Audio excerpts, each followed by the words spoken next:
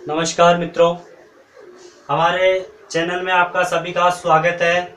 और जो हमारा टॉपिक चल रहा था केंद्रीय प्रवृत्ति के माप, तो केंद्रीय प्रवृत्ति के माप को हम आगे की ओर चलते हैं।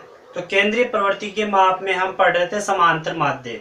ठीक है, तो समांतर माध्य हम पढ़ चुके हैं। तो समांतर माध्य में कौन सी विधि पढ़े हम? प्रत्यक्ष विधि। समांतर माध्य में हम प्रत्यक्ष विधि पढ़ चुके हैं और आज हम पढ़ने वाले हैं कल्पित विधि और पद विचलन विधि। ठीक है, तो कल्पित विधि और पद विचलन विधि पढ़ने वाले हैं आज। तो ध्यान से बिल्कुल सटीकता से आपको देख लेना है, अच्छे से समझ लेना है। ठीक है, तो आज हम कल्पित विधि और पद विचलन विधि पढ़ेंगे। तो आपको बिल्कुल वीडियोस को देखना है ही पूरा। वीडियोस को पूरा देखोगे, मैं कह रहा हूँ ये तीनों विधियां आपको कंप्लीट समझ में आ जाएगी। और पेन कॉपी लेके आपको बैठना है। ठीक है, और रेडी रहे बिल्कुल। ठीक है, चलते हैं हम आगे। कौन सी विधि पढ़ेंगे आज? कल्पित विधि। तो कल्पित विधि और पद विचलन विधि पढ़ने वाले हैं आज। तो ये क्वेश्चन है आपके सामने। ठीक है, ये क्वेश्चन है, निम्न बारंबारता बंटन का माध्य ज्ञात कीजिए। इसका माध्य ज्ञात करना है। और ये आपको एक तो वर्ग अंतराल दे रखा है और बारंबारता दे रखी है। वर्ग अंतराल है, बारंबारता है। देखो सबसे पहले क्या करना पड़ेगा आपको। देखो सबसे पहले मेरे को इसमें दो विधियां ज्ञात करनी है। कौन कौन सी विधियों से? एक तो है कल्पित विधि। ठीक है, एक तो कल्पित विधि है ना। तो कल्पित विधि में क्या होता है, फॉर्मूला क्या होता है उसका? पहले फॉर्मूला देखो क्या होता है। एक्स बार बराबर A plus sigma F I D I upon sigma F I. ये ठीक है, ये फॉर्मूला इसका किसका होता है? कल्पित विधि का। और पद विचलन विधि का क्या होता है? पद विचलन विधि। तो पद विचलन विधि का क्या होता है फॉर्मूला? ठीक है, वो देखते हैं। एक्स बार बराबर A plus sigma F I U I upon sigma F I into H. ये पद विचलन विधि का होता है। देखो एच यहाँ पे होता है वर्ग अंतराल, सिग्मा एफ आई होता है बारंबारताओं का योग। ठीक है, एफ आई यू आई अपन निकाल लेंगे। यू आई बराबर क्या होता है यहाँ पे? एक्स आई माइनस ए बटा एच, ये होता है। ठीक है, और यहाँ पे डी आई क्या होता है? डी आई बराबर होता है एक्स आई माइनस ए। तो अपने को पहले तो डी आई निकालनी है कुल मिला के। सही है, अब ये डी आई कैसे आएगी? जब ए आ जाएगा। ठीक है, तो डी आई निकालनी है और दूसरी पद विचलन में क्या निकालना है? यू आई। ठीक है, और ये हल कर लेंगे। तो सबसे पहले मैं कल्पित विधि से हल करता हूँ। कल्पित विधि से हल करते हैं इसको। ठीक है, तो कल्पित विधि से हल करने के लिए सबसे पहले तो इनका योग कर लो, सिग्मा एफ आई, क्योंकि ये बारंबारता है, बारंबारता को एफ आई से डिनोट किया मैंने। ठीक है, अब इनका योग करो। देखो योग करते हैं यहाँ पे। देखो 8 और 5 कितने हो गए? 13। ठीक है, 8 और 5 13 हो गए। 13 और 7 कितने हो गए? 20। 20 का 0 हो गए, हासिल 2। 2 और 1 3 4 5, ये कितने हो गए? 50। इनका योग आ गया आपके सामने 50। ठीक है, आगे देखते हैं अपन। देखो सबसे पहले वर्ग अंतराल दे रखा है आपको। क्या दे रखा है? वर्ग अंतराल। वर्ग अंतराल दिया है, उससे आपको निकालना है वर्ग चिन्ह। वर्ग अंतराल से क्या निकालना है? वर्ग चिन्ह। और वर्ग चिन्ह को मैंने किससे डिनोट किया है? एक्स आई से। ये क्या है? वर्ग चिन्ह। ठीक है, वर्ग चिन्ह ये निकालना है। अब वर्ग चिन्ह कैसे आएगा बताओ?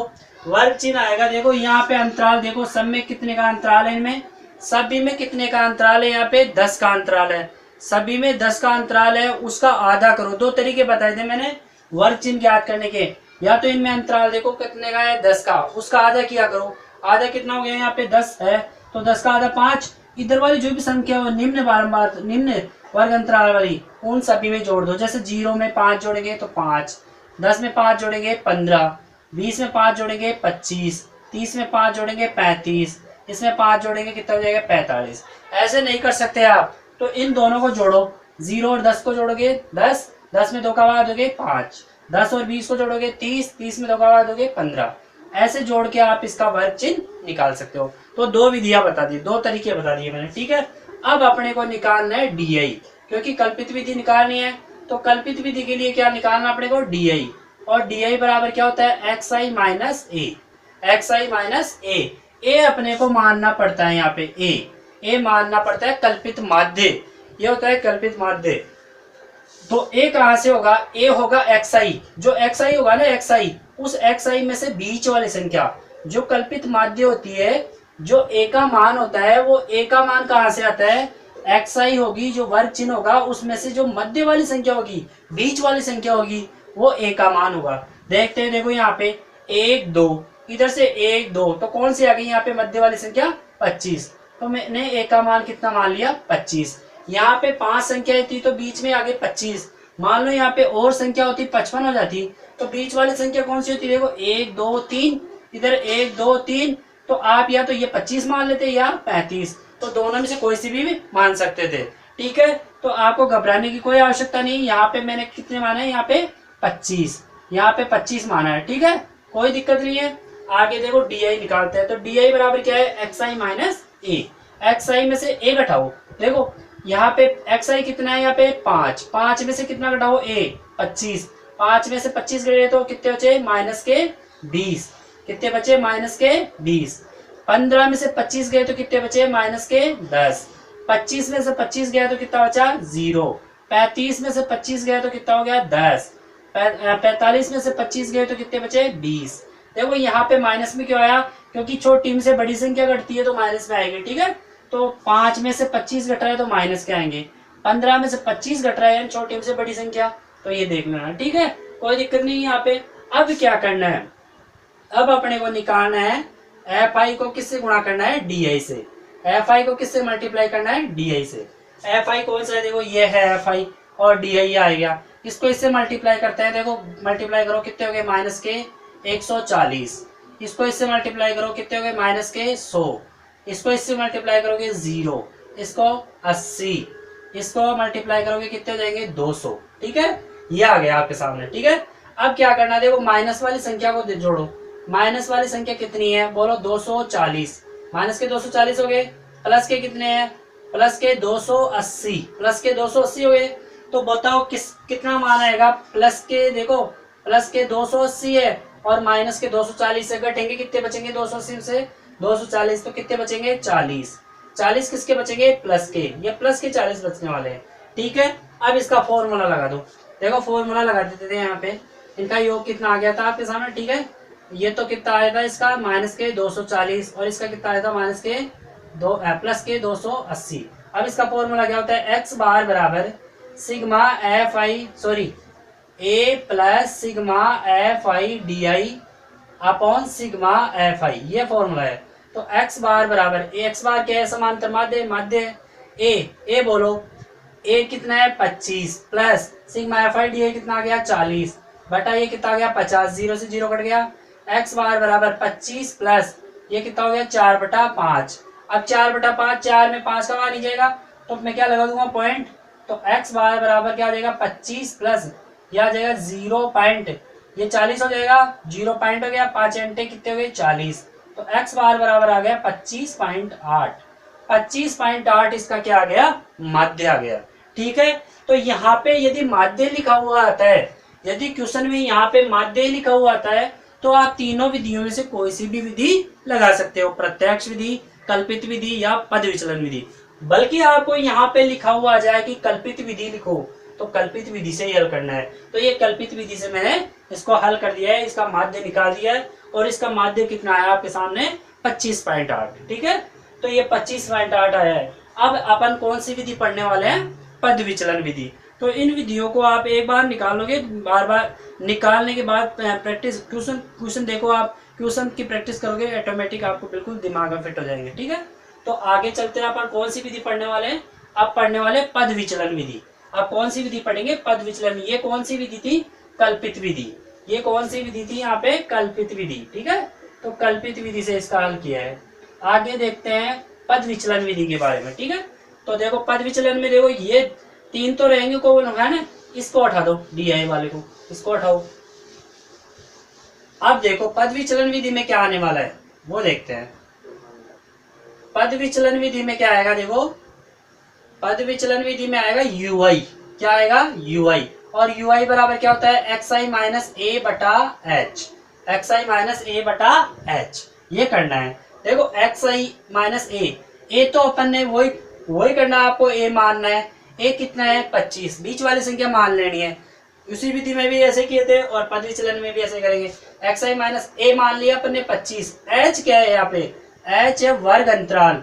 इन सभी में अंतराल कितने का है, 0 से 10, 10 से 20, कितने का अंतराल है 10। तो एच क्या है अंतराल, अंतराल कितना मान लिया 10। ठीक है, अब चलते हैं, देखो यू आई कहता है एक्स आई माइनस ए करो, यानी 5 में से क्या घटाओ, देखो यहाँ पे हल करके बता देता हूँ, एक हल करके देख लेते हैं इधर। देखो यू आई कहता है यू आई बराबर एक्स आई कितना है 5, पहले एक्स आई कितना है 5 माइनस ए कितना है 25, एच कितना है बताओ 10। देखो 5 में से 25 गए तो कितने बचे माइनस के 20, और इसमें 10 का बार लगाएंगे कितना आ जाएगा माइनस के 2। ठीक है, ये माइनस के 2 आ गए इसका। ठीक है, माइनस के 2 आ गए, कोई दिक्कत नहीं है। ठीक है, तो आगे ऐसे आता जाएगा। अब बोलो ये माइनस के 2 आ जाएगा। अब बोलो 15 में से क्या घटाओगे 25, कितने बचेंगे माइनस के 10, और 10 में 10 का बाद हो गया माइनस का 1। ठीक है, अब 25 में से 25 0, ये लो 0 आ गया, ये 0। 35 में से 25 गया तो कितने बचे प्लस के 10, और 10 में 10 का बाद देंगे 1। ठीक है, 45 में से 25 20, 20 में 2 का बाद, ये लो 10 का बाद देंगे 2 आ जाएगा। ठीक है, यहाँ तक कोई दिक्कत नहीं है। ये माइनस का 2 तो माइनस का 1 0 1 2 3 ऐसे आएंगे। मान लो अभी माइनस के 3 होता तो माइनस के 2 माइनस का 1 0 1 2 3 4 ऐसे, यदि वर्ग अंतराल बिल्कुल समान होता तो। आपको ये निकालने की बाकी निकालने की कोई आवश्यकता नहीं होती। माइनस के 2 है तो ऐसे लिख देते बिल्कुल आगे से। ठीक है, लिख सकते हो। अब क्या करना है, एफ आई को किससे गुणा करना है यू आई को, एफ आई को किससे मल्टीप्लाई करना है यू आई से। देखो एफ आई को यू आई से मल्टीप्लाई करते हैं। एफ आई कितना ये है 7 को इससे गुणा करेंगे माइनस के 14 हो गए, कितने हो गए माइनस के 10 हो गए, ये कितने हो गए 0, ये कितने हो गए 8, ये कितने हो गए 16 सॉरी 20। ठीक है, अब इनको ऐड करते हैं, बोलो ऐड करें तो कितने हो गए ये माइनस के 24, ये कितने हो गए प्लस के 28। ठीक है, तो प्लस के 28 आ गए और माइनस के 24 आ गए, तो बोलो sigma F I U I का मान कितना आएगा बताओ 4, प्लस के 28 में से 24 घटा दो। ठीक है, तो ये आ गया। अब इसका फॉर्मूला लगाओ, फॉर्मूला था क्या एक्स बार बराबर A plus sigma F I U I upon sigma F I into H. X bar बराबर देखो दोनों तीनों विधियों से आंसर सेम ही आएगा। ठीक है, तीनों विधियों से आंसर सेम ही आएगा। एक क्वेश्चन ले लो और तीनों विधियों को हल कर दो तो आंसर सेम रहेगा। अब उससे 25.8 आया था तो इसी भी 25.8 ही आएगा। ठीक है, ए का मान कितना है 25 plus sigma F I U I का मान कितना है 4, सिग्मा एफ आई कितना आया 50 इंटू एच का मान कितना है 10। तो एक्स बार बराबर बोलो 25 प्लस 40 बटा 50 हो गया, 0 से 0 कट गया। एक्स बार बराबर क्या गया 25 प्लस 4 में 5 का बार देंगे क्या आ जाएगा 0.8, तो एक्स बार बराबर क्या आ जाएगा 25.8 आ जाएगा। इसका कितना आ जाएगा 25.8। तो ये कौन सी विधि थी, ये पद विचलन विधि थी। कौन सी विधि थी, पद विचलन विधि। तो इस पद विचलन विधि से हमने क्या निकाला है माध्य। ठीक है, तो आपको ये देख लेना है, इसको समझ लेना है। तो ये माध्य की तीनों विधियां मैंने आपको बता दी है। ठीक है, आगे नेक्स्ट हम पढ़ेंगे। तो आगे नेक्स्ट विधि कौन सी विधि तीनों हो गई अपने सामने। अब नेक्स्ट पढ़ने वाले हम नेक्स्ट पढ़ेंगे जो क्या पढ़ेंगे, एक तो पढ़ेंगे माध्यक। सही है, क्या पढ़ेंगे माध्यक, और माध्यक को क्या बोलते हैं मीडियन, क्या बोलते हैं मीडियन, और मीडियन का मतलब माध्यिका। सही है, तो माध्यक बोल दो या माध्यिका बोल दो एक ही बात है। ठीक है, और एक पढ़ेंगे बहुलक। क्या पढ़ेंगे बहुलक, और बहुलक को क्या बोलते हैं मोड। तो ये दोनों इम्पोर्टेंट है। ठीक है, माध्य भी इम्पोर्टेंट है, माध्यक भी इम्पोर्टेंट है, और बहुलक भी इम्पोर्टेंट है। बहुलक बिल्कुल इजी है। ठीक है, बाकी माध्य और माध्यिका भी इजी है, यदि आप निकालोगे तो बिल्कुल इजी बन जाएंगे। ठीक है, ऐसा कुछ भी नहीं होता जो इजी नहीं होता, वो तो अपन यदि प्रैक्टिस नहीं करते तो वो अपने लिए हार्ड बन जाता है। ठीक है, तो ऐसी बात नहीं है।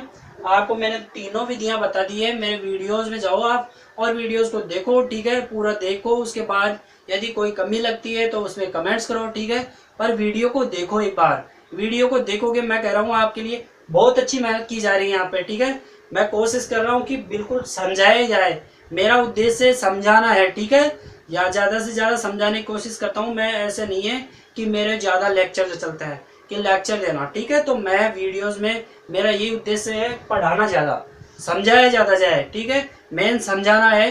ठीक है, तो मैंने ये तीनों विधियाँ आपको समझा दी है और उनको देख लेना है। और जो बच्चे 10th बोर्ड की एग्ज़ाम दे रहे हैं वो प्लीज़ उनको पूरा वीडियो देखें। ये जो केंद्रीय प्रवृत्ति के माप 6 नंबर देने वाला है आपको, तो उनको पूरा देख ले आप। ठीक है, तो वीडियोस को पूरा देखें। ठीक है, आज के लिए हम इतना ही रखेंगे। बाकी आपको हमारे चैनल में को क्या करना है, लाइक शेयर और सब्सक्राइब करते रहना है। और आपका अच्छा सहयोग मिल रहा है, उसके लिए आप सभी को धन्यवाद। ऐसे ही सहयोग बनाए रखें और हमारे वीडियोस को देखते रहे और लाइक शेयर और सब्सक्राइब करते रहे। आज के लिए इतना ही, धन्यवाद।